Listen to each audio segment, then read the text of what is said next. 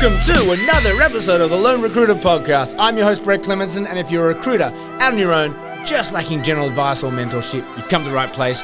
Our episodes are designed to give you the motivation, the support, and the strategies you need to become the very best Lone Recruiter. So join us, grab a cup of coffee, and let's take your desk to another level. Now, today is Monday morning motivational. I'm going to go whip straight back into planning out your week. What I want to talk to you today about is how important sleep is for a recruiter. We've all heard it. Our mums and our dads nagged us as kids. You got to get your rest. You got to get your sleep. But I think as we get older, we get into bad habits. And we work during the day. We want to see our friends at night. We want to watch our favorite TV programs. We want to learn some things. We want to read. There's not a lot of time in the day to get things done. So I understand how easy it is to pinch time out of your sleep. And it happens to the best of us. It happened to me the other week. I pride myself on my sleep hygiene. 8 hours a night, absolutely, without a miss. If I miss 8 hours, I really start to decline very quickly.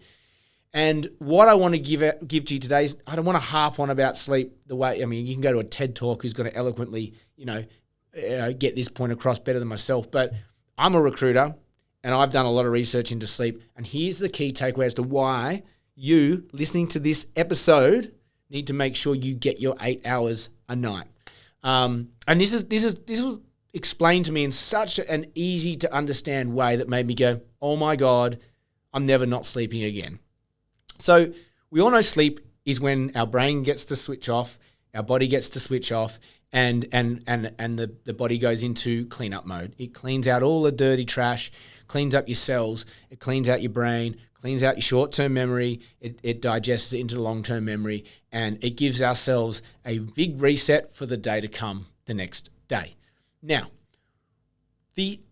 when you boil down what is happening in your brain when you sleep, it is as simple as you have the front part of your brain, which is what's happening today, and it fills up throughout the day, and then you have the main part of your brain, which is the deep storage and the like habitual stuff like senses and movement and auto reflexes and things like that, and your memories and I guess your personality.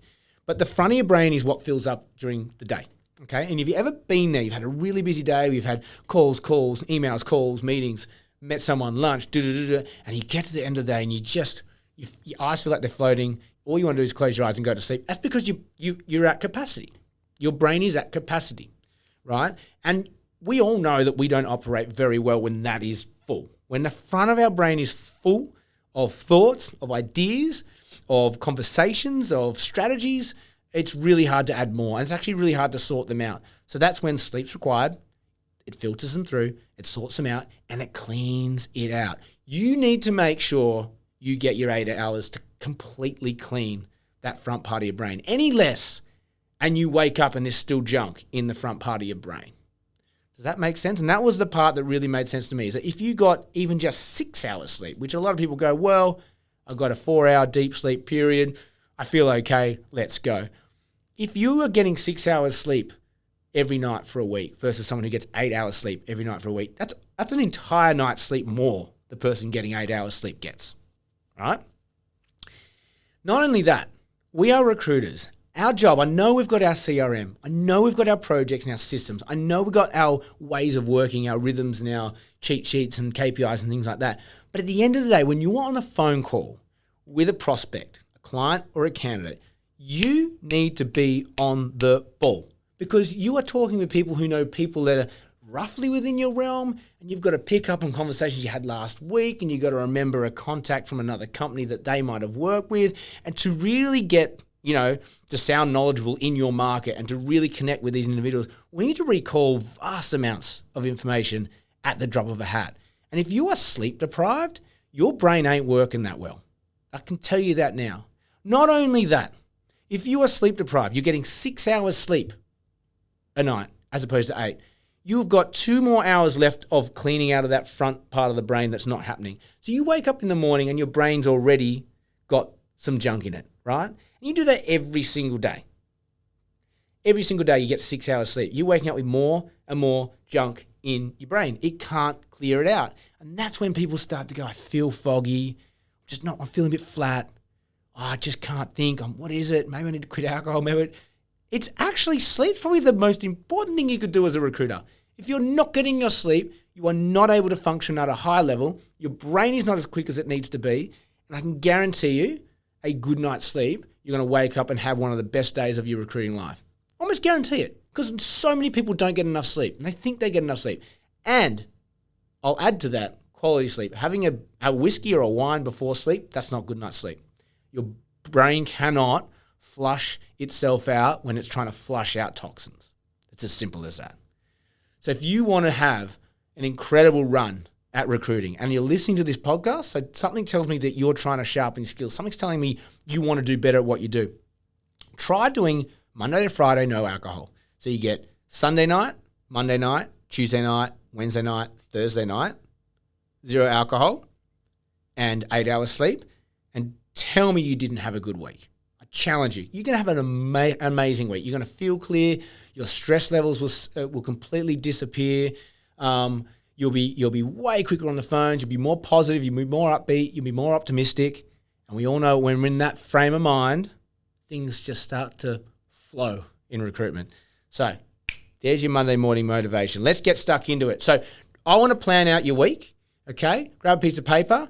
Let's just work through what we have to get done today and then what we have to work on this week. And I'm going to weave in some of that sleep stuff as well. So we always start with invoices and pending. What's at the top of your pipeline? What offers are out? What candidates have offers that you need them to call you and say, yep, I'm signing, or I've signed? Or what offers do you need to relay? Or what closes on deals do you need to make? What's at the top of that triangle? What's the end of your pipeline that you want to close today? That's the first thing you do today. What needs to be done on those? Do you need to do references? Do you need to get a contract from a client? Do you need to send invoices out because it's Monday? Has someone started today? Protect your money. Has any candidate started today? Do you need to send invoices out today? Do you need to call them and check on them, congratulate you? Hey, how's your first day? Did you get in the front door okay? Let's start. That's the first stuff we do today. Then we want to look at who's on first and second interview. Anyone in that wash. So you've probably got a bunch of candidates on second interview, bunch of candidates on first interview. What do you need to do? Do you need to book any meetings? Do you need to secure some locations and times? Have you sent those interview request emails out? Have all your admin done around those interviews? Again, do you need to go and get some debriefing from a client? Hey, how'd you go on that interview Friday? Did you like the candidate? Do you want to proceed to another meeting, or do you want to proceed to references? What can we do with all those candidates that are in first and second interview? What can we do today that pushes them along? How can we make them closer to a deal? How can we get them closer to an offer? That's the second item that you're going to tackle today. And then after that, it's quite simple. Have you got jobs? Yes. Cool. We're generating. What are we doing? Projects in LinkedIn, hitting your database. Have you got a list of people you want to call for specific roles? Haven't got a job? Okay. Let's go hunting for a role, because we need to know what we're hunting for. Or maybe you're in a market where you don't really worry about roles. You just know that a good candidate will open the doors. So are we calling our clients? What are your needs? Are we prospecting? Are we canvassing a CV to our market? Are we knocking on doors and saying, hey, got this CV. Do you want to meet? What are we doing to generate? We want to generate 2 new things this week, okay? So if you've got a role, we want 3 to 4 candidates presented to the client and hopefully on interview by the end of this week. And if you haven't got any roles, well, we need to look at candidates and go, how many interviews can we get for these particular CVs that we've got? If you've got a CV, can I get them 2 or 3 interviews? Or do I need to go knocking on doors with clients and saying, hey, I need a brief. Give me a job. I'm empty. Let's go. That's it. Now what I want you to do on your to-do list as well is work out when you're going to do those projects, when you're going to do the project to find CVs for the roles you got, and when you're going to do the door knocking or the canvassing calls to generate further future business. I also want you to mark down what time you wake up in the morning every day and what time you go to bed at night so that you get your 8 hours sleep this week. And I want you to really track how you feel every day with this much sleep. Because I almost guarantee by the time you get to Friday, you'll be exhausted because you'll get a lot done. But it's a different exhaustion. It's like I've done a lot. I've achieved a lot exhaustion, not, oh my God, my brain's weighing me down because I've actually had 1 whole night's less sleep than someone who got 8 hours sleep because I only got 6 hours sleep. Okay? So let's start this week with a bang. Let's get in some really good healthy habits when it comes to our sleep. Let's plan out this week. Keep it really simple. Stupid. I love that saying. Joe Markham. Keep it simple, stupid. And let's get to the end of this week. Let's track our sleep. Let's see how we feel. Let's have a ripper of a week. That's all I had time for you today. Have an amazing day. As always, if you got anything out of today's episode, please share, subscribe, like, give us a review. Helps us grow. We love it. Have an amazing day. May all your deals come true.